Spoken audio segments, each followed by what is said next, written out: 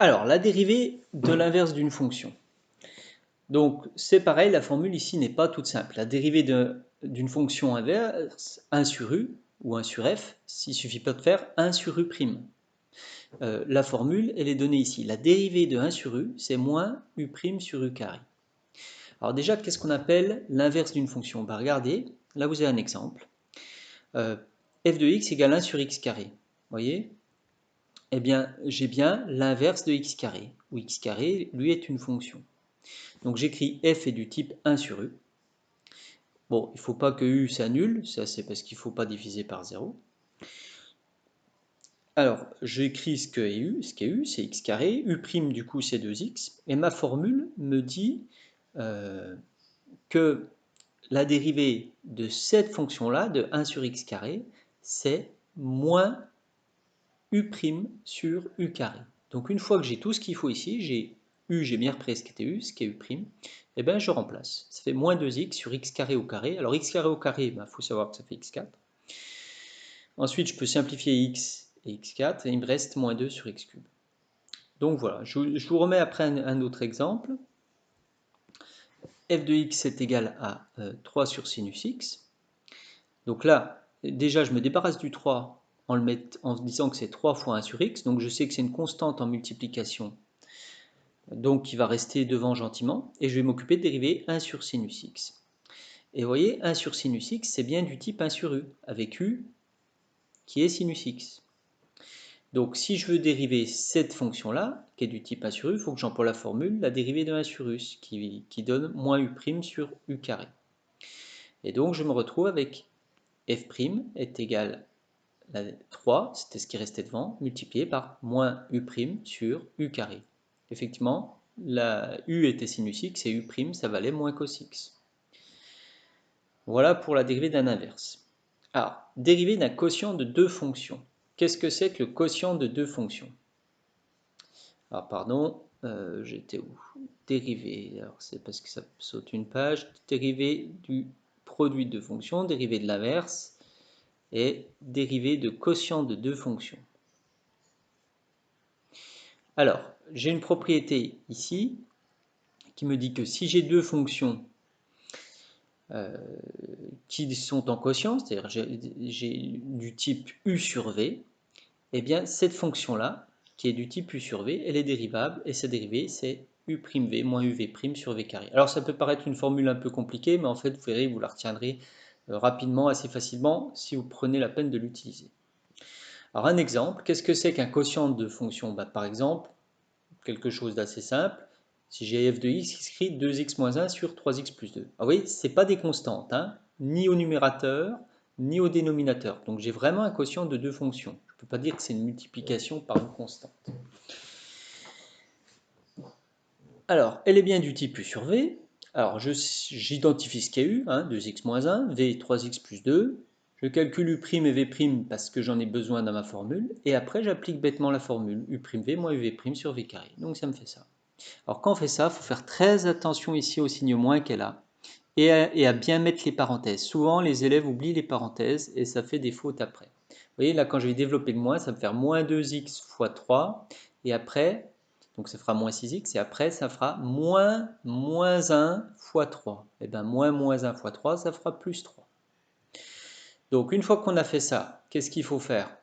Il faut simplifier un peu le dénominateur. Donc là, on s'aperçoit que les 6x, ils s'en vont. Et j'obtiens 7 sur 3x plus 2 au carré. Alors, il y a quelque chose dont il faut prendre tout de suite l'habitude, c'est de ne pas développer le dénominateur ici, qui est un carré en fait. On va le laisser sous forme d'un carré. Alors, j'ai noté le fait de n'avoir pas développé 3x plus 2 au carré permet de voir que le signe de cette expression est positif. Mais le fait de garder le carré, ça laisse voir que le dénominateur est positif. Et donc que la totalité, ici, c'est bien une expression qui est positive. On verra plus tard pourquoi c'est important. Alors, en conclusion, on est maintenant bien armé pour dériver pas mal de fonctions, mais la principale difficulté réside dans le fait de repérer à quel type d'opération on a affaire. Est-ce que c'est juste une somme ou une multiplication par une constante? Est-ce que c'est un quotient? Est-ce que c'est un inverse? Est-ce que c'est un produit de fonctions? Et donc, il faudra bien connaître toutes les formules relatives à ces opérations. Parfois, il faut en enchaîner plusieurs. Alors, j'ai mis deux exemples. 3 sur sinus x, on aurait pu utiliser u sur v, mais c'était pas malin parce qu'en fait,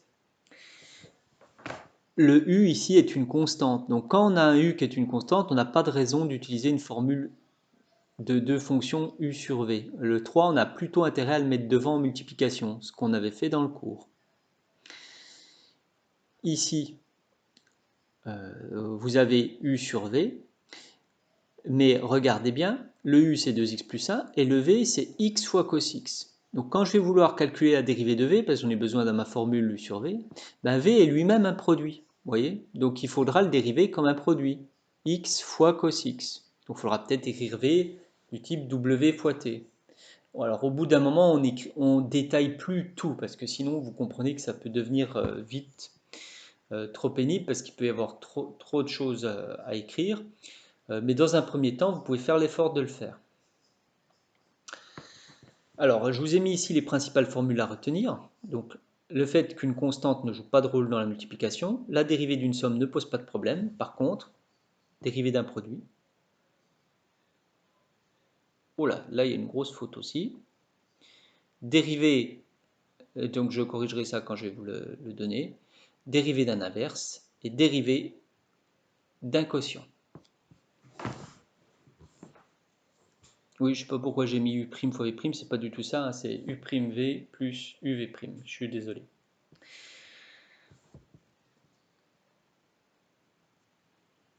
Alors, le cas des fonctions composées. Les fonctions composées, c'est pas très compliqué. C'est des fonctions qui s'écrivent à la place d'avoir cos x, par exemple, vous avez cos de quelque chose. Hein, c'est pas cos de x, c'est cos de 2x plus 3. Ici, vous n'avez pas x au cube, c'est 5x moins 1 au cube.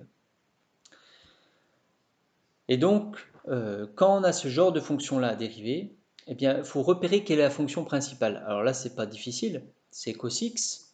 Là, on pourrait déjà se poser un peu plus la question, mais en fait, c'est la fonction principale, quand on a 5x moins 1 au cube, c'est x au cube.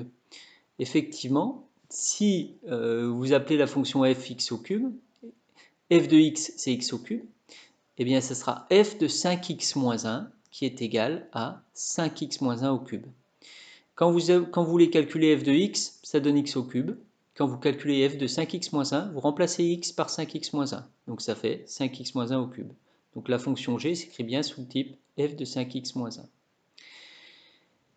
Alors on a une propriété ici qui dit que quand j'ai une fonction g qui s'écrit f de ax plus b, comme on a là deux fois, alors la fonction g elle est dérivable et sa dérivée elle est un peu particulière, c'est f' de ax plus b multiplié par le petit a. Alors le petit a ici il valait 5 par exemple et là il valait 2. Alors les exemples pour g de x égale cos de 2x plus 3, donc on a déjà dit que la fonction affine c'était 2x plus 3 et la fonction f c'est cos x. Effectivement si vous calculez f de 2x plus 3 c'est bien cos de 2x plus 3. Alors pour appliquer la formule j'ai besoin de f'. Alors, sachant que f c'est cos x, f' c'est moins sinus x. Et ma formule me dit qu'à ce moment-là, g' de x, c'est f' de 2x plus 3 fois 2. Parce que 2 qui est devant le x ici. Maintenant, je sais ce que c'est f', c'est moins sinus x. Donc ça va me donner, calculer, ça va me donner ici f' de 2x plus 3, ça va faire moins sinus de 2x plus 3. Ainsi, g' de x, ça donne moins sinus de 2x plus 3 fois 2. Pour g de x qui s'écrit sous la forme 5x moins 1 au cube, c'est-à-dire f de 5x moins 1 avec la fonction f qui est x cube. Alors f' de x, c'est 3x carré. Et donc g' de x, c'est f' de 5x moins 1 fois 5. Ça, c'est vraiment la formule du cours qui vous le donne. Alors, qu'est-ce que ça donne f' de 5x moins 1? F' de x, c'est 3x carré. Il suffit de remplacer x par 5x moins 1. Donc, ça va me faire f' de 5x moins 1, ça va faire 3 fois 5x moins 1 au carré. Voilà. Donc,